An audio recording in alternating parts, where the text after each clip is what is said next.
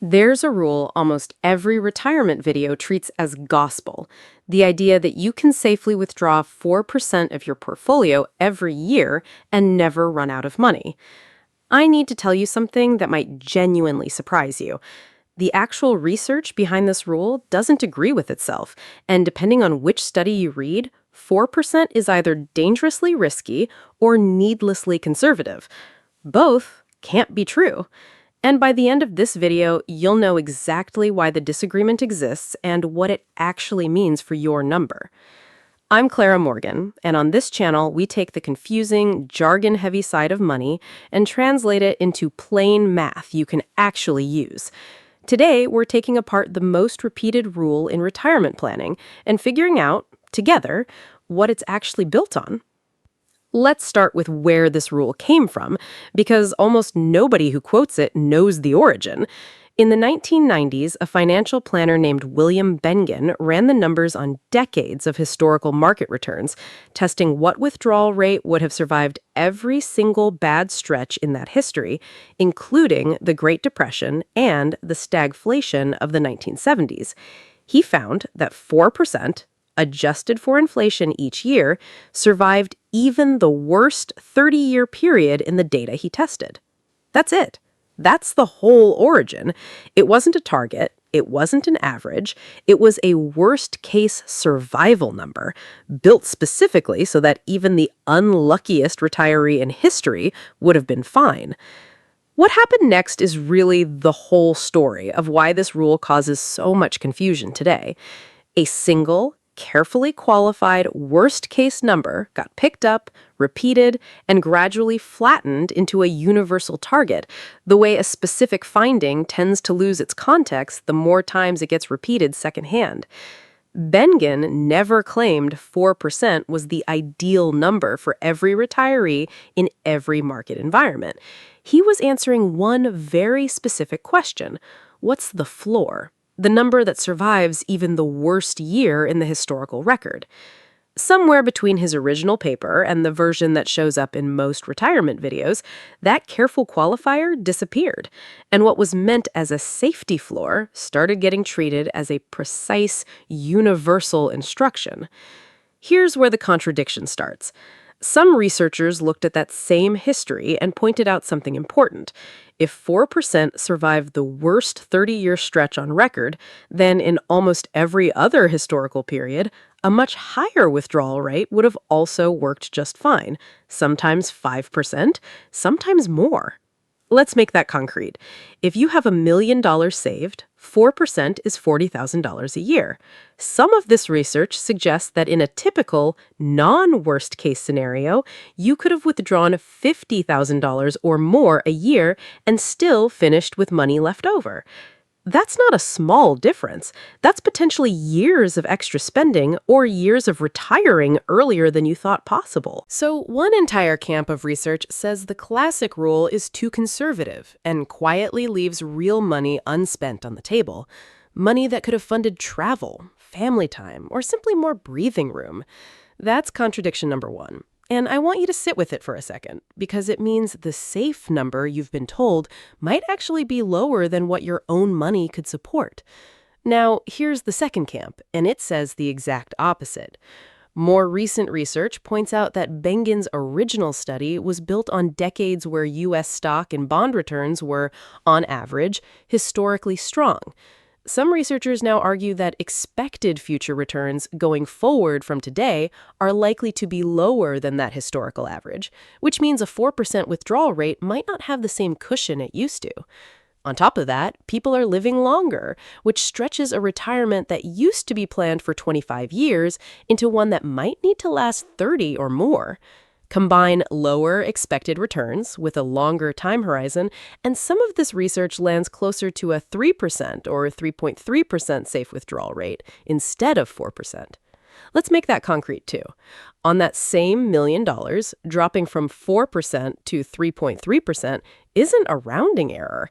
It's the difference between $40,000 a year and $33,000 a year, which for a lot of households is a genuinely different lifestyle. So now you have one respected body of research saying you could safely spend more than 4%, and another respected body of research saying 4% might already be too aggressive. Both are using real math, both are using real historical or projected data, and they land in different places. There's a specific mechanism underneath the too risky camp that's worth understanding on its own, because it's not really about the average return at all. It's about when the bad years happen. Researchers call this sequence of returns risk. And here's the plain version. Losing 20% in the first 2 years of retirement is far more damaging than losing that same 20% in year 28, even though the average return over the full 30 years might look identical on paper. Let's walk through why. If a downturn hits early, you're withdrawing your fixed dollar amount from a portfolio that's already shrunk, which means you're selling a larger share of what's left, and that portfolio never gets the chance to fully recover before more withdrawals chip away at it. A downturn late in retirement, by contrast, hits a portfolio that's already had decades to grow, so the damage is proportionally smaller. This is exactly why two retirees who experience the same average market return over their lifetimes can end up with wildly different outcomes, purely based on the order those returns happen to arrive in. And this is also why the fixed 4% number gets criticized so heavily by the too risky camp specifically. A rigid rule has no mechanism for recognizing that it just walked into a bad sequence, so it keeps withdrawing the same inflation-adjusted amount regardless of the timing, which is precisely the scenario where flexibility matters most. Here's the piece almost nobody explains, and it's the actual resolution to the contradiction. The disagreement isn't really about the number, it's about whether you treat the withdrawal rate as fixed or flexible. Bengen's original 4% was a fixed rule, the same inflation-adjusted amount every single year, no matter what the market does.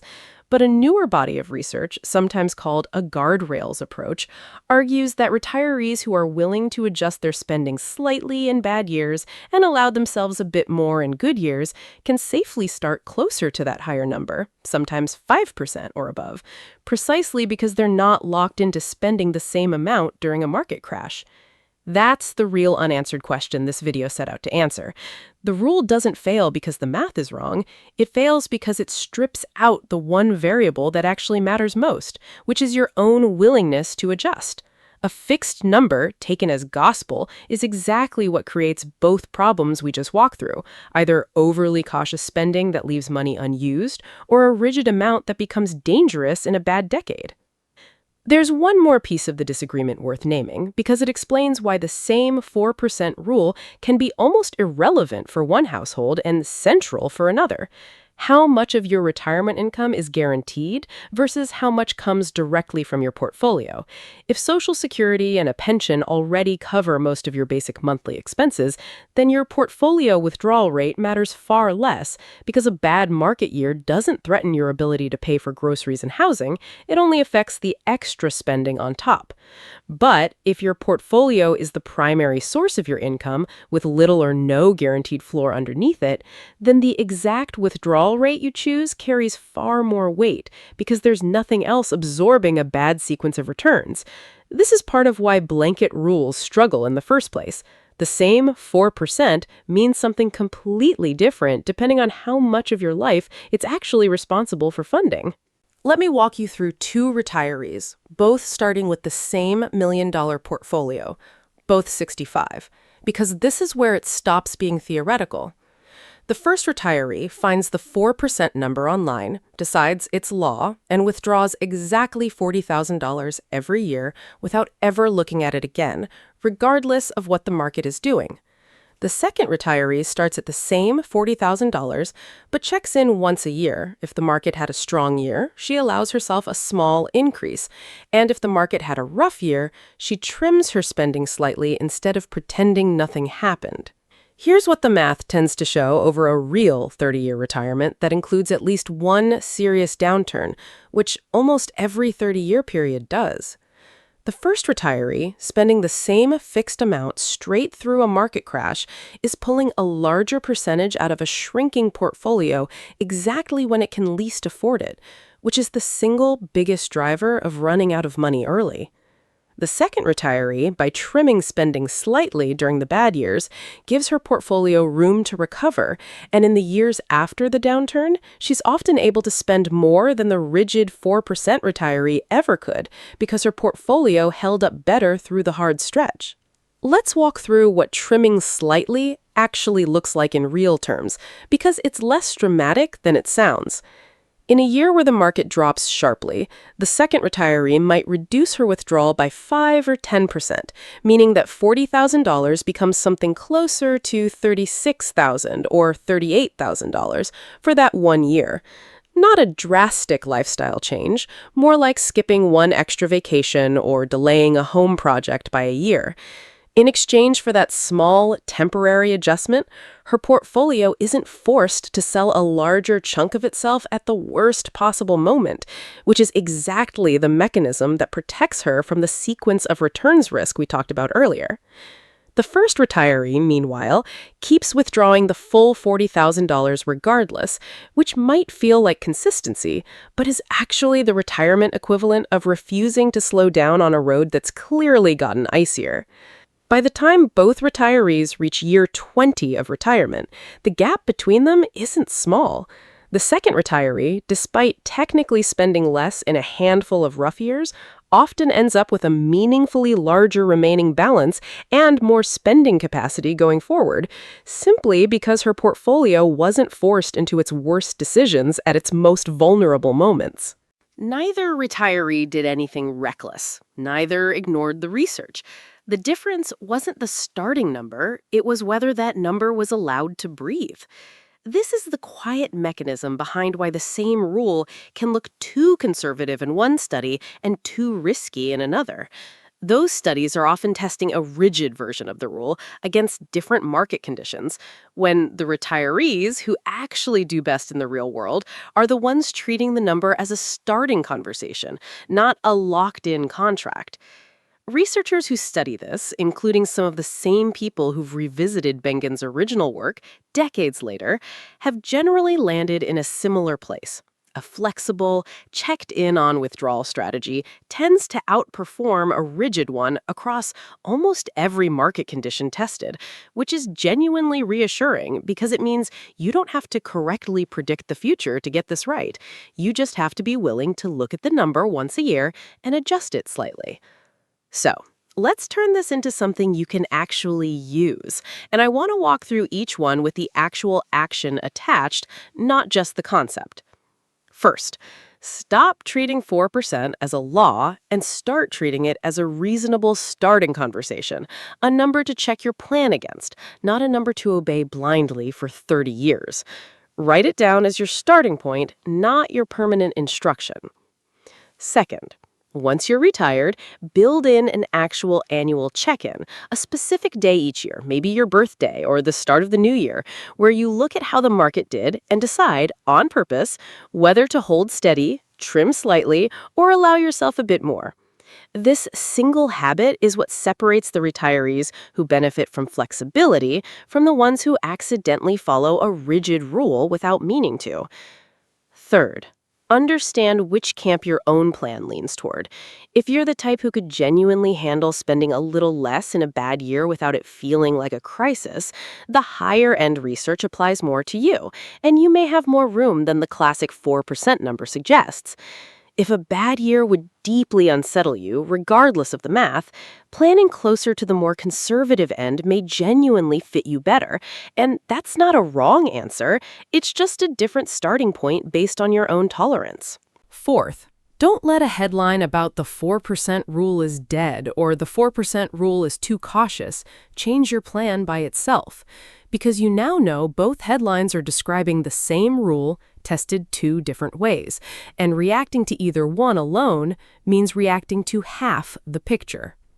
And fifth, take an honest look at how much of your monthly expenses are already covered by guaranteed income, like Social Security or a pension, because that changes how much weight your withdrawal rate is actually carrying, and it's the piece most headlines about this rule leave out entirely. If you're working with a financial professional, this is exactly the conversation to have with them directly, using your real numbers instead of a generic rule built for someone else's portfolio. None of this requires predicting the market correctly. It just requires knowing that the rule you've heard repeated everywhere was never meant to be obeyed blindly in the first place. It was meant to be a starting point you're allowed to adjust as your actual life unfolds. If you found this helpful, I genuinely love it if you subscribed, because next time we're covering something that surprises almost everyone who hits it. What no one tells you about reaching $1 million in retirement, and why the number itself isn't the part that matters most. I'll see you in that one.